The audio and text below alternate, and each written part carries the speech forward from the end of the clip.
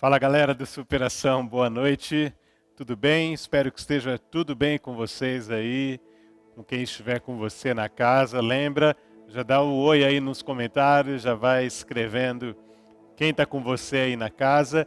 E você também pode fazer aí os destaques que você quiser durante a nossa mensagem, algo que te marcar, alguma frase, enfim.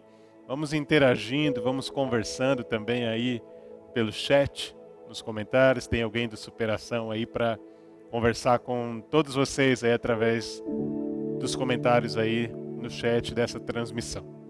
E hoje, dentro da nossa série, o Evangelho em 8 palavras, hoje é o nosso episódio de número 7, no qual nós vamos descobrir a nossa sexta palavra. Então, desde já, eu já quero te falar qual é a nossa sexta palavra. Você que está nos acompanhando nessa série, você sabe quais foram as outras 5 palavras que nós conversamos aqui. A nossa sexta palavra é a palavra renovação. E durante o desenvolver aqui da nossa reflexão, você vai entender por que essa palavra renovação está aqui no meio da nossa série, o Evangelho em 8 palavras. E eu quero te convidar a abrir a sua Bíblia comigo ou acompanhar aí na tela um texto que eu vou ler, que é apenas um versículo por enquanto, na carta de Paulo aos Romanos, no capítulo 10. Olha só o que diz o versículo 9, diz assim: Se você confessar com a sua boca que Jesus é Senhor e crer em seu coração que Deus o ressuscitou dentre os mortos, será salvo. Que Deus abençoe e que o Espírito Santo nos guie nessa reflexão. Nós temos visto até aqui na nossa série diversos argumentos, e eu posso dizer que são argumentos intelectuais, teológicos, embasamentos bíblicos para o Evangelho de Cristo. Ou seja, a nossa base intelectual e teológica está formada. Se você acompanhou a nossa série até aqui, se você manteve o seu caderno e a sua caneta fazendo as anotações, enfim, a sua base intelectual e teológica sobre Jesus Cristo ser Deus encarnado, sobre o fato de Deus ter criado o homem à sua imagem e semelhança, sobre o fato do homem ter caído e ter virado as costas para Deus, e sobre o fato de Deus ter enviado Jesus Cristo para morrer, e Jesus Cristo ressuscitou e nos reconciliou, nos justifica diante de Deus, enfim, a sua base já está formada, a sua base teológica e argumentativa sobre o Evangelho de Jesus Cristo. Mas hoje, dentro dessa palavra, da nossa sexta palavra, que é a palavra renovação, eu quero chamar a sua atenção para além de uma base intelectual, ou seja, do Evangelho que vai para além de uma assimilação que a gente faz só através do intelecto. O texto que nós lemos aqui, esse texto de Romanos 10, 9, ele informa que não nos basta apenas concordar intelectualmente com a verdade cristã, ou seja, não nos basta apenas uma concordância com a boca, uma confissão com a boca que Jesus é o Senhor, mas ele fala que nós também devemos crer no coração, ou seja, para além de uma concordância intelectual, de uma confissão com a boca, é necessário também que haja uma confiança pessoal, uma convicção no coração acerca do Evangelho. Quando a Bíblia fala sobre coração, nós temos comumente o costume de falar que a Bíblia está se referindo à mente. Nós sabemos que quando a Bíblia fala sobre coração, a Bíblia não está falando só do órgão, desse órgão que é o principal do sistema cardíaco, mas a Bíblia também está falando de algo que vai para muito além do órgão coração. Quando a Bíblia fala sobre coração, está falando sim sobre a mente, mas também muito além do que a mente. Quando a Bíblia fala sobre coração, ela não está falando apenas das nossas emoções. O coração na Bíblia é uma junção de mente e de alma.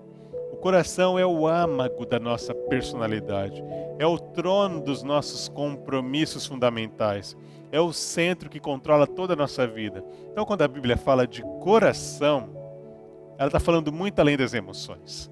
Ela está falando do centro da nossa vida, da nossa personalidade, de uma junção de tudo isso. Quando a Bíblia fala coração, está falando daquilo que há de mais importante na nossa vida, não só no nosso corpo, mas também da nossa alma, do nosso espírito, desse centro desse centro que controla toda a nossa vida. É isso que a Bíblia está falando quando fala sobre coração.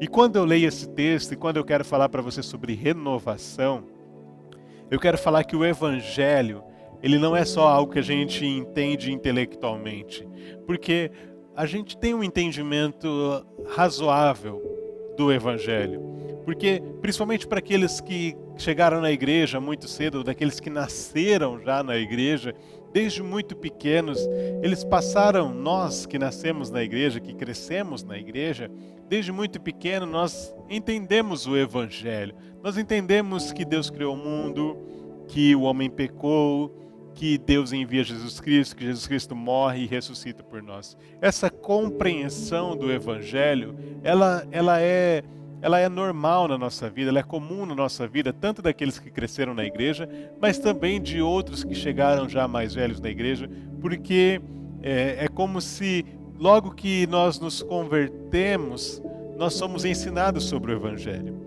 Mas o que eu quero te dizer, e é por isso que eu estou falando sobre renovação, é que o Evangelho não é o ABC da vida cristã. O Evangelho não é o ABC da vida cristã. O Evangelho é o A a Z da vida cristã. O Evangelho é tudo na vida cristã.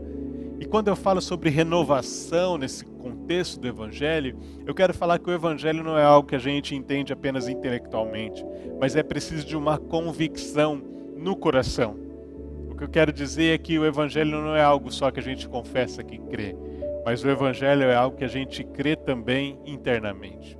E aí eu quero te chamar para ler 3 textos bíblicos. Na verdade, inicialmente eu vou ler só 2 textos bíblicos. Eu vou ler 2 textos bíblicos lá na profecia de Jeremias. Então acompanhe comigo, 1 Jeremias 4:4, que diz assim: circuncidai-vos ao Senhor e tirais os prepúcios do vosso coração, ó homens de Judá e habitantes de Jerusalém, para que o meu furor não venha a sair como fogo, e arda de modo que não haja quem o apague, por causa da malícia das vossas obras.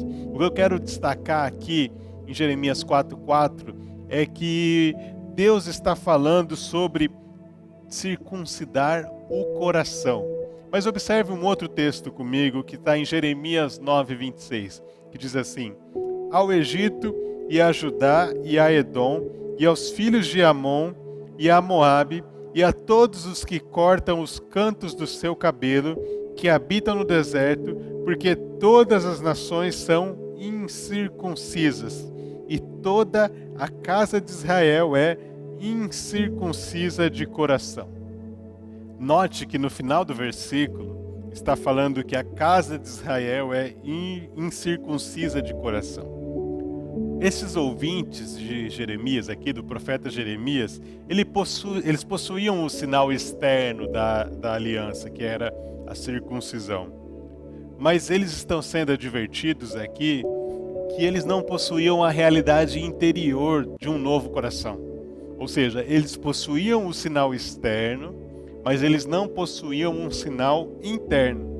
O rito da circuncisão era um sinal externo de que aqueles homens faziam parte da comunidade da aliança. E é o que é equiparado ao batismo no Novo Testamento. Mas o que o profeta Jeremias está falando, o que Deus está falando através do profeta Jeremias, é que eles ainda não tinham admitido uma nova realidade de uma circuncisão no coração. Ou seja, mais do que um sinal exterior, era necessário um sinal interior.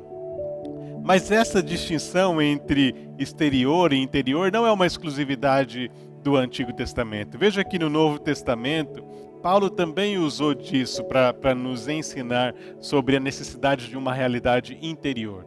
Olha só o que diz Romanos capítulo 2, versículos 28 e 29. Diz assim: não é judeu quem o apenas é exteriormente, nem é circuncisão a que é meramente exterior e física. Não, judeu é quem o é interiormente, e circuncisão é a operada no coração, pelo Espírito, e não pela lei escrita. Para estes o louvor não provém dos homens, mas de Deus. Olha só o que Paulo está falando. Ele está falando que a circuncisão ela é operada no coração. Ou seja, é necessário uma realidade de de crença a partir do coração, uma realidade interior. Mas olha só como Paulo também fala disso em Filipenses, no capítulo 3, no versículo 3, que diz assim: pois nós é que somos a circuncisão, nós que adoramos pelo Espírito de Deus, que nos gloriamos em Cristo Jesus e não temos confiança alguma na carne. Ou seja, Paulo está falando assim: nós somos a verdadeira circuncisão, que é algo que é do Espírito de Deus, que é interior. Então, note que eu não estou adicionando nada ao Evangelho de Jesus Cristo. Nesse texto aqui de Filipenses 3, esse último que nós lemos, Paulo está sustentando que a renovação e a mudança que ele sofreu, que ele teve na sua vida, só ocorreu porque ele transferiu a sua confiança na obediência à lei para a justiça satisfeita em Cristo Jesus. O que eu quero dizer é o seguinte, que Paulo foi criado, foi orientado na lei, era um entendedor da lei, mas que ele trocou a circuncisão externa por uma realidade interna e passou a confiar nessa justiça que foi satisfeita em Cristo Jesus. É como acontece, por exemplo, com Nicodemos, lá em João capítulo 3, quando ele procura Jesus. Ele já era circuncidado, mas Jesus está falando para ele que lhe falta uma coisa. É como se Jesus estivesse, copiando aqui as palavras de Jeremias, é como se Jesus estivesse falando para ele: olha, mas falta uma circuncisão no coração, falta um sinal interno. Nas palavras de Jesus, o que Jesus falou para Nicodemos foi que falta-lhe nascer de novo. Mas o fato em tudo isso é que nós precisamos de renovação.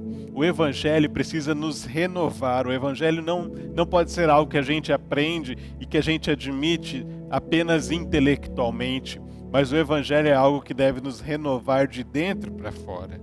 Uma renovação pessoal, que é quando nós vivenciamos essa doutrina do Evangelho. Renovação pessoal é quando nós vivenciamos essa renovação trazida pelo Evangelho. E a renovação coletiva, é o que nós chamamos de avivamento, é quando várias pessoas, um grupo de pessoas, passam a experimentar essa realidade do Evangelho, numa mudança, numa realidade que vem de dentro para fora. Então, o avivamento não é quando o Espírito Santo trabalha para impedir ou para combater uma investida do diabo.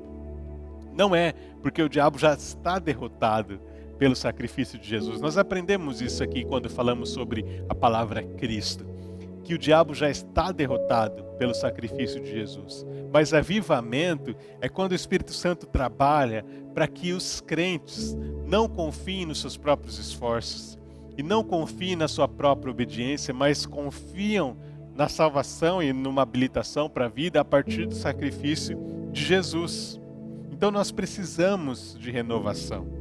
Nós precisamos que o Espírito Santo flua em nós e faça da nossa comunidade uma comunidade que contra-ataca a natureza do coração humano.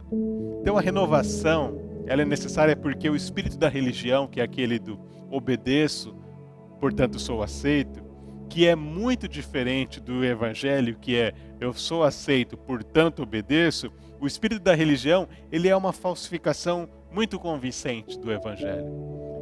É uma falsificação muito convincente e, infelizmente, há pessoas que vivem nesse espírito da religião pensando estar vivendo no espírito do Evangelho. São pessoas que estão honestamente enganadas. É por isso que nós precisamos do Espírito Santo marcando-nos com uma circuncisão de coração, como um sinal interior. E a ordem correta das coisas é justificação e santificação.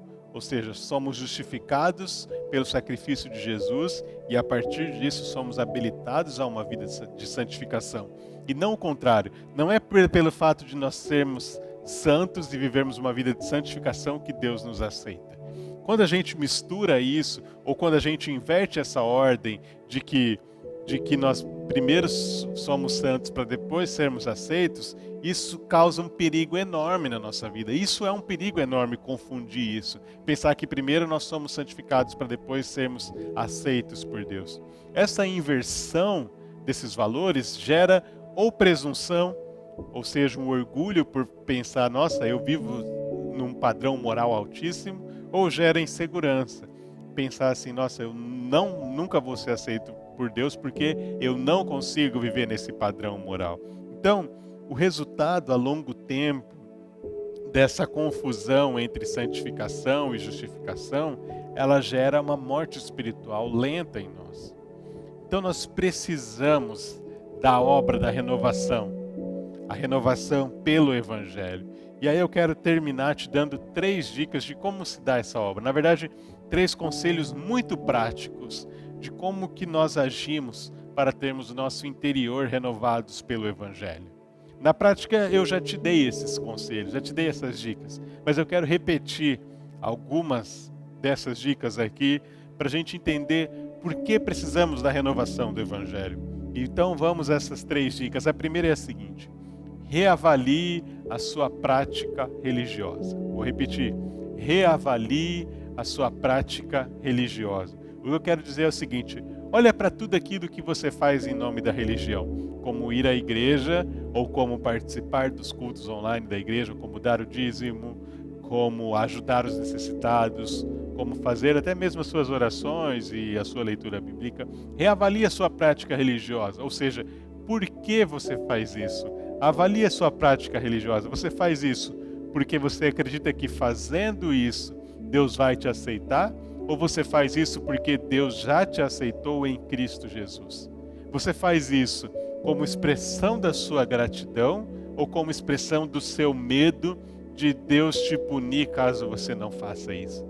Então o Evangelho, ele nos renova de dentro para fora, porque nós precisamos reavaliar nossa prática religiosa e entender que a nossa prática religiosa deve ser resultado da nossa justificação em Cristo Jesus. E não a nossa prática religiosa ser uma tentativa de ser justificado, de mostrar para Deus que nós estamos tentando. Então, em primeiro lugar, para ser renovado pelo Evangelho, reavalie sua prática religiosa. Em segundo lugar, eu já dei essa dica aqui, eu quero repetir, é a seguinte: pregue o Evangelho para você todos os dias. Como disse o apóstolo Paulo, olha só o que o apóstolo Paulo fala na primeira carta aos Coríntios, capítulo 15, no primeiro versículo, diz assim: irmãos, quero lembrar-lhes o Evangelho que lhes preguei, o qual vocês receberam e no qual estão firmes. Então, o Evangelho é algo do qual a gente precisa se lembrar todos os dias. O Evangelho é algo do qual nós precisamos pregar para nós mesmos todos os dias, porque a tendência da natureza do coração humano caído é sempre se apegar a seus próprios esforços e aos seus próprios méritos. E isso é o espírito da religião que vai na contramão do Evangelho. É por isso que nós precisamos do Evangelho. Nós precisamos da pregação do Evangelho e nós precisamos, como disse o apóstolo Paulo, lembrarmos do Evangelho. Por isso eu quero te dizer, pregue o Evangelho para você mesmo todos os dias. Eu não estou falando para você ler mais a Bíblia ou para você orar mais, ainda que isso vai ser bom para você. Eu estou falando para você se lembrar do Evangelho e pregar o Evangelho para você todos os dias. Ou seja, pregar para você mesmo todos os dias que é por causa de Jesus Cristo que você é aceito. E uma vez que você é aceito, a sua resposta é a devoção, é a adoração e é a gratidão. E nunca o contrário. E a terceira e última dica que eu quero te dar é: intensifique o seu quarto de devoção. Eu já dei essa dica aqui e quero repetir. Intensifique o seu quarto de devoção, ou seja, intensifique o seu momento com Deus. Intensifique o momento de devoção, que é leitura da palavra, oração, adoração, solitude, gratidão a Deus. Intensifique, ou seja, faça mais, vá além. Eu não estou falando para você aumentar a sua performance, ou seja, antes eu lia 3 capítulos, agora estou te sugerindo para você ler 20 capítulos. Não é isso que eu estou falando. Eu estou falando para você intensificar a sua paixão. Ou seja, é você querer estar no seu momento de devoção. É você querer, desejar estar com Deus. Intensifique o seu quarto de devoção, o seu quarto de oração. Use a playlist do Superação. Solta a playlist lá. Usa desse momento para adorar a Deus, para cantar a Deus, para falar com Deus e para ficar em silêncio e ouvir Deus falar com você.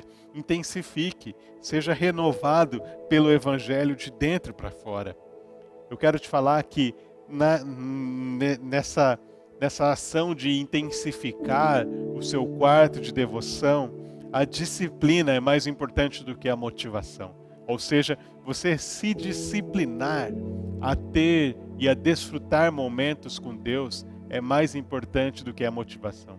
Porque eu quero te dizer uma coisa, nem todos os dias você vai estar motivado para um tempo de adoração a Deus. Porque tem dia que vai dar tudo errado na sua vida. Tem dias em que o mundo cai ao nosso redor.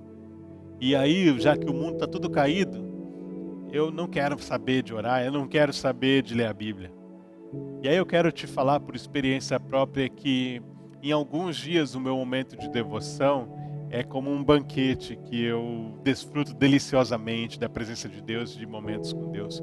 Mas tem dias que o meu momento de devoção é como um remédio amargo que eu tomo. Mas que eu tomo sabendo que é um remédio. Que ainda que ele venha para mim inicialmente com um gosto amargo, eu sei que ele vai me fazer bem amanhã. Então intensifique o seu momento de devoção tendo mais disciplina do que motivação. Porque a disciplina é mais importante do que a motivação. E eu quero fechar esse tópico falando sobre intensificar o seu quarto de devoção, te lembrando de uma expressão que está lá em Efésios capítulo 4, versículo 27, que diz assim, apóstolo Paulo falando, não deem lugar ao diabo. Quando você intensifica o seu quarto de devoção, você não dá lugar ao diabo. Outra expressão bíblica diz assim, resista ao diabo e ele fugirá de você. Ou seja, intensifique o seu quarto de devoção. Lembre-se, pregue o evangelho para você mesmo, reavalie a sua prática religiosa e deixe-se ser renovado pelo evangelho de dentro para fora, de dentro para fora. A obra do evangelho tem que nos reavivar, tem que nos avivar e fazer com transformações drásticas na nossa vida, grandes transformações, para que as pessoas, ao nos olhar, não pensem que nós somos assim porque somos beatos, somos pessoas religiosas, mas consigam enxergar em nós gratidão e adoração pelo sacrifício de Jesus Cristo. Essa é a essência do Evangelho e essa é a essência da renovação pelo Evangelho. Que Deus te abençoe e que Ele te renove todos os dias através do Evangelho, de dentro para fora.